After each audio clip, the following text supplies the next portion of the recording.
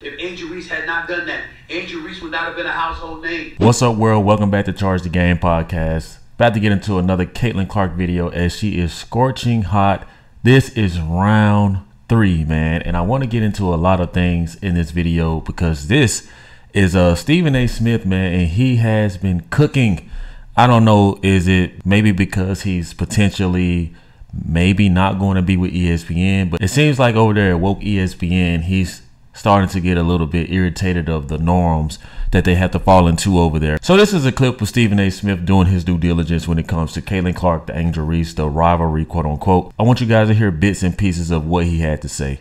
Wave her hand in Caitlin Clark's face, or in her face, mimicking what Caitlin Clark had done to numerous opponents she had slayed. If Angel Reese had not done that, Angel Reese would not have been a household name. Now, guys, this is pretty much what I've been preaching this whole time. I mean, honestly, guys, if that during that national championship when Angel Reese did the ring thing, you can't see me like John Cena, mimicking Caitlin Clark, if it was not due to that, this is the hard truth, she would not be relevant. So this makes my point when I tell you guys that she has to play into the villain role, because it's kind of like, well, I got my spotlight and I can't relinquish it right now. So by any means necessary, I have to become more of what I'm known for, and that's leaning into being a villain, leaning into being like the bad chick on the court, the mean girl.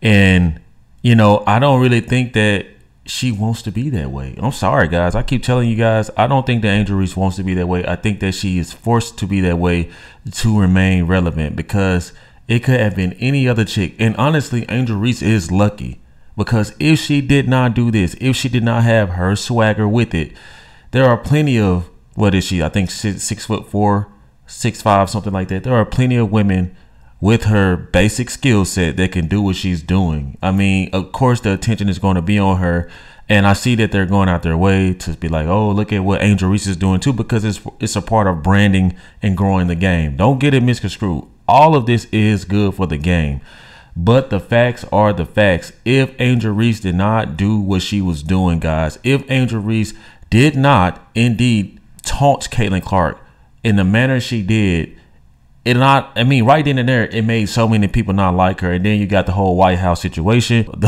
where they invited the Iowa Hawkeyes there instead of the team that actually won. And then you had Angel Reese coming out saying like, I'm not about to go to the White House and this and that. So pretty much all of that was happening right before our eyes and contributing more and more into this rivalry. And it is a huge part of history. And you know, I can understand when she's saying like, yeah, when people look at it, they're going to say, oh yeah, it's because of me too. No. Because of you sparked a good controversial topic. Okay. That's the truth. But as far as the impact of the game, it's all due to Caitlin Clark. But let's keep watching. She was crying about the next year when she lost in the final, in the Elite Eight. Okay. When she was really lamenting that loss or what have you, remember? And she was talking about all the vitriol that was aimed in her direction. It's because she became popular.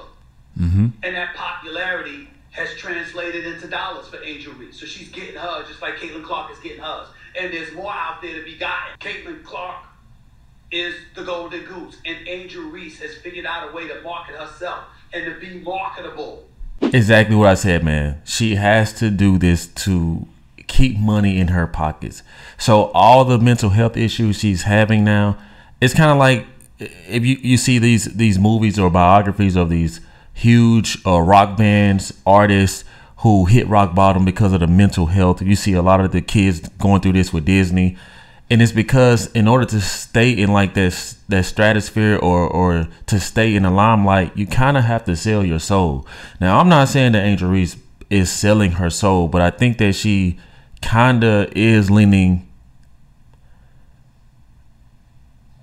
I do think that, you know, she is going above and beyond to stay relevant, and you have to continue to, and she has to do this to keep herself marketable, because let's just be honest, guys, her game, aesthetically, her game is nowhere near the level of a Caitlin Clark. Caitlin Clark is a straight up bona fide baller. And like Stephen A. Smith is saying here, man, she is the golden goose. It is because of her. There are plenty of beautiful women that have come and go in the WNBA that have not had the proper recognition, but it's something about this rookie class involving Caitlin Clark that has taken the world by storm.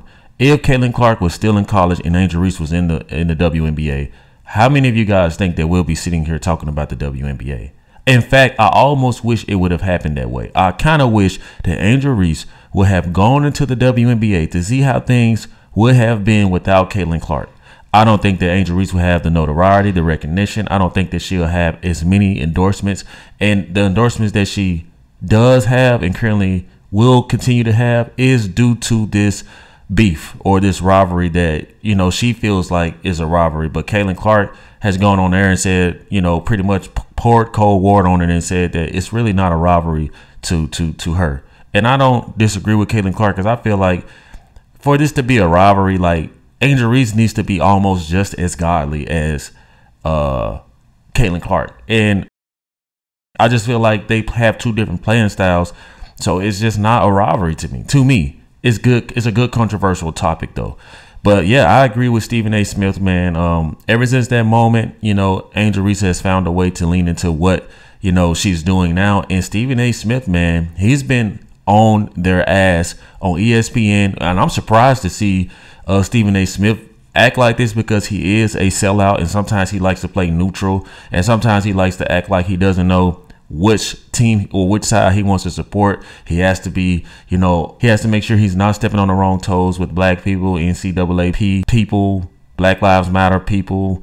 I mean, like, so he wants to protect himself, because at the end of the day, these people are put on platforms to pretty much baby the truth, sugarcoat a lot of these things. But I believe on Stephen A. Smith's show, he has the full reign to talk about whatever he wants to talk about.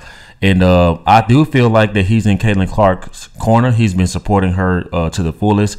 And I think that he's doing his due diligence. When I hear people come out and talk about Angel Reese, I think that they just say what they want to say to just give her a little bit of her flowers. But trust and believe, most of the people are behind Caitlin Clark. And to some degree, albeit a small degree maybe, utilize Caitlin Clark's presence to pull it off. Thank you. This is not an insult. This is acknowledging Angel Reese was smart. That's not a crime. There should be more Angel Reeses out there, utilizing the golden goose to figuring out a way to elevate your cachet, exactly, your marketability. And guys, that's something that I was talking about in one of my videos on how, at least, you know, like, look at Aaliyah Boston, how she's propelled into you know, the All-Star game, and how the fan base is supporting her now because she's Caitlin Clark's running mate. And honestly, even though Angel Reese is going about it in an ugly manner, in my opinion, I do feel like that if more WNBA players kind of use Caitlin Clark as a source to elevate, you know, their game, or to elevate, you know, their relationships with, you know, endorsers or people who want to, you know, put their eyes on the game, it would drastically grow the sport. At least Angel Reese has figured that out in some aspect. Look, I got to ride this coattail some type of way, even though she feels like she's not. She is doing it. And like Stephen A. Smith said, it is not an insult. It is just the harsh truth. Well, so guys, you tell me what y'all think about this as Stephen A. Smith comes through and lays another truth bomb. I will be making a video about LeBron James supporting Caitlin Clark. That'll be up sometime today or tomorrow. Thank you guys so much for watching the video. If you guys like the content, don't forget to hit that subscribe button and subscribe to the YouTube channel for more content like this. See you guys next time. Peace. Yeah.